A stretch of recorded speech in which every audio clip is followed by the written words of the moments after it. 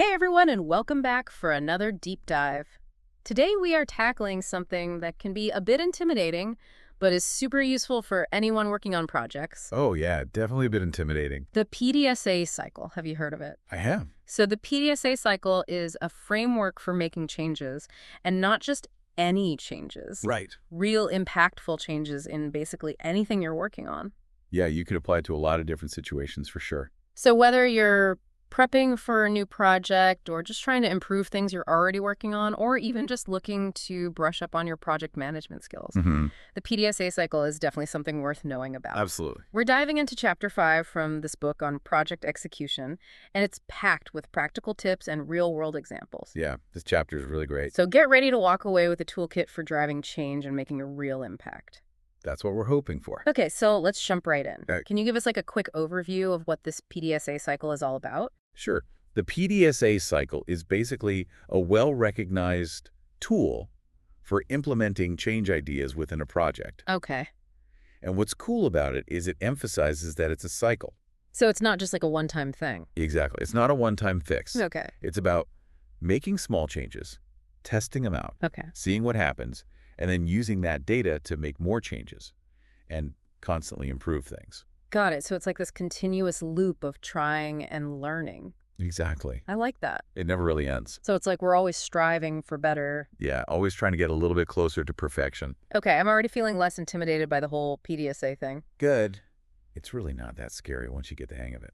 So where do we even begin? Well, like with most things, a solid plan is essential. Planning is key. Yeah, it's like setting the stage for success. Right, and I imagine data plays a big role in this planning phase. Absolutely. Data is like gold when it comes to the PDSA cycle. Okay, so how do we make sure we're collecting the right data? Yeah, that's a great question, and it's something that the chapter actually addresses directly. Oh, really? Yeah. There's this quote that really stood out to me. It asks, how do I get the right data and the right quantity that I could learn from? Ooh, that's a good question. It is right. It's so easy to get lost in a sea of data and end up collecting a bunch of stuff that's not even relevant to our goals. So true. So how do we avoid that?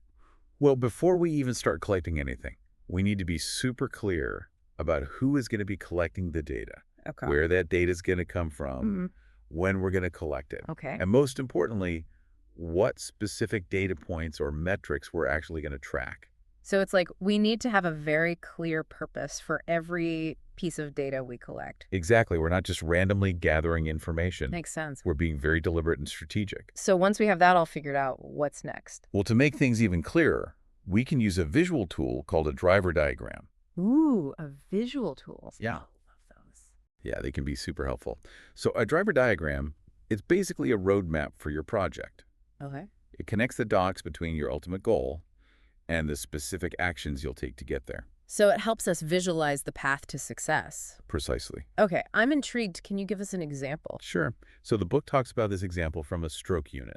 Oh, yeah, I remember that one. Their goal, or their aim, as they call it, was to improve mood screening to 80% by December 2018. Okay, so that was their ultimate destination. Exactly. And they used this driver diagram to map out how to get there. They broke it down into what they call primary drivers, Okay. which were like the main things they needed to focus on to reach their goal. So like the big, broad categories. Exactly.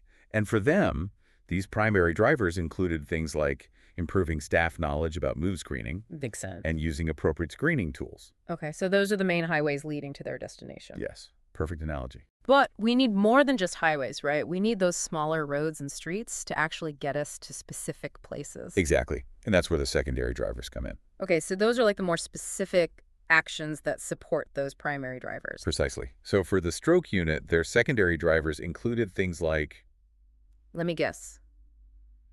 Reducing the complexity of the screening process. yes, and making sure that those evidence-based screening tools were readily available. Okay, so they're getting even more granular with their actions. Exactly. And then from those secondary drivers, they mapped out even more specific change ideas.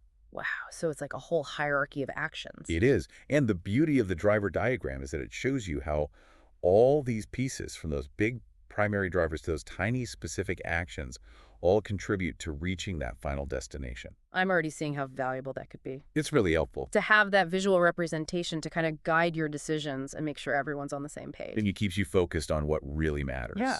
Okay, so we've got our data and our driver diagram, Mm-hmm. but we also need to make sure we have the right people on board, right? You got it. Engaging stakeholders is crucial. Because at the end of the day, projects are all about people. Absolutely. So how do we go about engaging stakeholders in this early stage? Well, first, we need to identify who those key stakeholders are. Right, and that might differ depending on the project. Definitely. So it could be people within the team or maybe even outside the team, depending on what you're working on. Okay, and once we've identified them, what's next? We need to have those conversations. To understand their perspectives and get their buy-in. Exactly. The chapter actually poses some thought-provoking questions to consider during these conversations. Oh, like what? Well, one question is, do you need approval for your project? That's a good one. Got to make sure we have the green light. Right. And another is, how do you get buy-in from potential participants? Ooh, that's a tough one. It can be, but it's essential to address it head-on. So we're not just telling people what to do, we're bringing them along on the journey. Exactly. And there's one more question that I really like. It asks, do you know how to pitch your idea to collaborators? So it's about being able to effectively communicate the value of the project. Precisely. We need to get people excited about it. Okay, so by the end of this planning phase, we've got a solid team, a detailed plan, our data collection metrics all laid out, and that beautiful driver diagram to guide us. Don't forget about our engaged stakeholders. Yes, of course. We've got our key stakeholders on board and ready to contribute. Now we're cooking. So what happens next? Where do we go from here? Well, that brings us to the do phase, where we shift from planning to action. Ooh, things are about to get real. I'm excited. This is where all that planning starts to pay off. Welcome back. Before we jumped into the do phase, we were talking about how crucial stakeholder engagement is in the planning phase. Yeah, for sure. And you know those conversations with stakeholders, Yeah. they're not just a one-time thing. Right, we got to keep those lines of communication open throughout the whole project. Exactly. It's like tending a garden. Oh, I like They don't just plant the seeds and walk away. Definitely not. You got to nurture them. Yeah, you got to water them, weed them, make adjustments as they grow. Give them some love. Stakeholder engagement, it's the same way. I love that analogy. Okay, so we've got our plan. Our stakeholders are on board, and we're ready to roll up our sleeves and get things moving. Yeah, let's dive into the do phase. So what does that actually look like? Like, what are we actually doing in this phase? This is where we take action. It's all about putting those plans into motion, executing those change ideas we carefully outlined. So we're like taking that driver diagram and turning it into reality. Exactly. Okay, so are we just like diving in head first and trying to do everything at once? Not quite. We need to be strategic about it. Okay. Remember those secondary drivers on our driver diagram? Yeah. They're not just there for show. They actually guide the sequence of our actions. Oh, okay, so they help us prioritize. Exactly. So it's like we're breaking down the do phase into smaller, more manageable chunks based on those secondary drivers. Precisely. It's like building a house. You wouldn't start with the roof. Yeah, you got to lay the foundation first. So in the do phase, we're focusing on implementing those change ideas that address those foundational secondary drivers first. Gotcha. So we're building up from the base. Exactly. Right. And as we're implementing these changes, we're still collecting data. Right. Got to keep an eye on those metrics. Continuous data collection is key throughout the whole PDSA cycle, but it's especially important in this do phase. Yeah, because that's how we see how things are actually playing out in the real world. Exactly. We're not just blindly implementing things. Right. We're constantly checking in, looking at the data, seeing if we're on track or if we need to make adjustments. Precisely. And it's not just about looking at numbers in a spreadsheet. Remember those run charts we talked about? Yeah. This is where they really shine. Okay, tell me more about run charts. How do they help us in this do phase? Well, they help us visualize the data over time, Okay. which makes it easier to spot trends and see if our interventions are having the desired effect. So we can see if we're actually making progress toward our goal. Exactly. And sometimes those run charts, they can reveal something unexpected, something we might have missed if we were just looking at raw data. Oh, can you give us an example? Sure. Imagine you're trying to reduce customer support wait times. Okay. So you implement this new online help center, thinking it'll deflect some calls and free up your agents. Sounds like a good plan. Right. So you're tracking the average wait time on a run chart. Mm-hmm. But instead of seeing a downward trend, the wait time actually starts creeping up. Oh, no. What happened? Well, the run chart revealed that while the new help center was deflecting some calls, it was also causing confusion for some customers, Oh, leading to okay. more complex issues that took longer to resolve. So it kind of backfired. Yeah. And without that run chart, you might have missed that trend and continued down the wrong path. That's a great example. So run charts are like having an extra set of eyes on our data. I like that, an extra set of eyes. They can help us spot those things we might not have noticed otherwise. Exactly. And remember, the do phase isn't just about gathering data. Right. It's also about staying connected with those stakeholders. Yeah.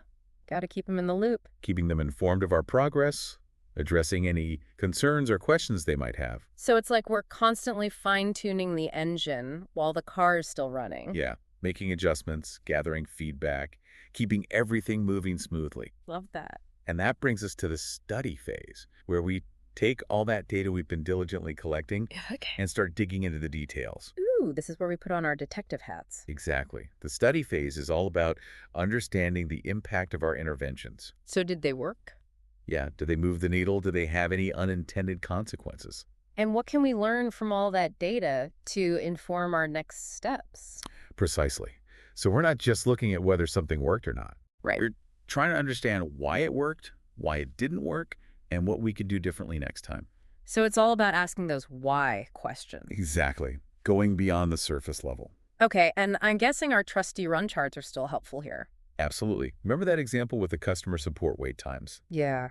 In the study phase, you would dig deeper into that run chart, looking for patterns and correlations. Oh, okay. So like maybe you noticed that wait times spike during certain hours or days of the week? Exactly. And that could point to a staffing issue. Maybe they need more agents during peak hours. That's a great point. So the run chart helps you see those patterns and identify areas for improvement. Exactly.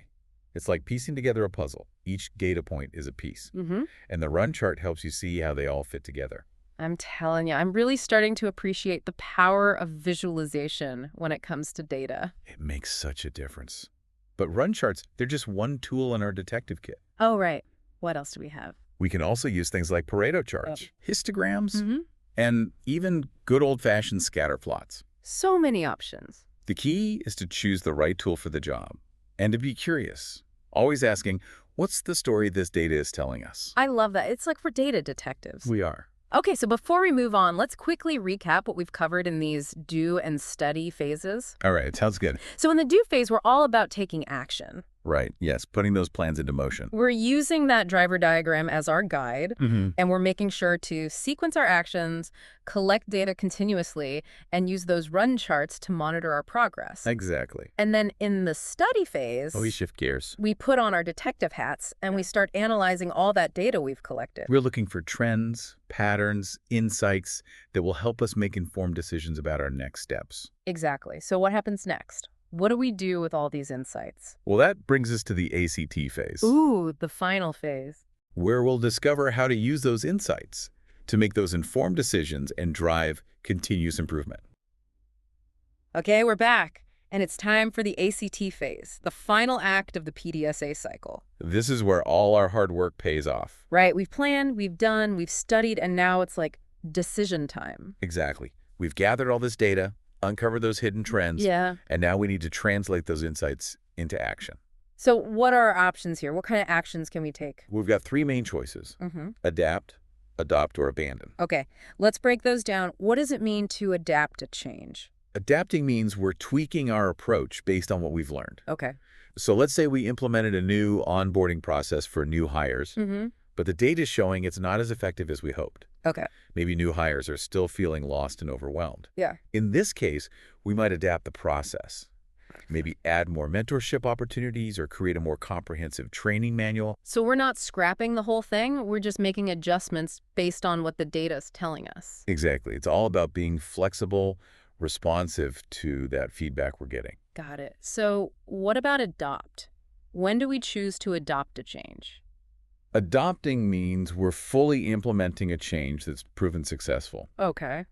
So maybe we introduce a new communication tool for the team, and the data is showing it's really improving collaboration, reducing miscommunications. Okay. In this case, we'd adopt the tool, make it a permanent part of our workflow. So it's like giving it a thumbs up. It's passed the test. Exactly. All right. And then there's abandon, which sounds a bit more, well, drastic. It can be, but sometimes it's the best course of action. Okay. If a change just isn't working, despite our best efforts to adapt it, Yeah. it might be time to let it go. To cut our losses. Exactly. And it can be tough, but it's important to be honest with ourselves, Yeah. not cling to something that's not serving us. Okay, so how do we actually make these decisions? How do we know when to adapt, adopt, or abandon? This is where those run charts and other visualization tools really come in handy. Okay. They help us see the big picture, make those informed decisions. So, for example, if a run chart is showing a nice downward trend in customer complaints after we implement a new policy, Yeah, that's a good sign. that's a pretty clear indicator that we should adopt that policy. Exactly. But what if the run chart is showing a lot of ups and downs, no clear trend? Yeah, that's a good point. What do we do then? That might mean the change we implemented isn't having a significant impact, Okay. or that there are other factors at play that we haven't considered. So it's not always a straightforward decision. Right. Sometimes we need to do more digging, look for those patterns, Yeah. maybe even go back to our stakeholders, get more feedback. So it's like back to detective mode. Exactly. And that's the beauty of the PDSA cycle. It's iterative. Mm-hmm. Even if we abandon a change, we've still learned something valuable. Right. And that learning feeds right back into the plan phase for the next cycle. So it's like the cycle never really ends. Exactly. It's about embracing that continuous loop of learning and improvement. I love that. You know, throughout this deep dive, I've been thinking about how I can use this PDSA cycle in my own life. Yeah, It's not just for work projects, is it? not at all.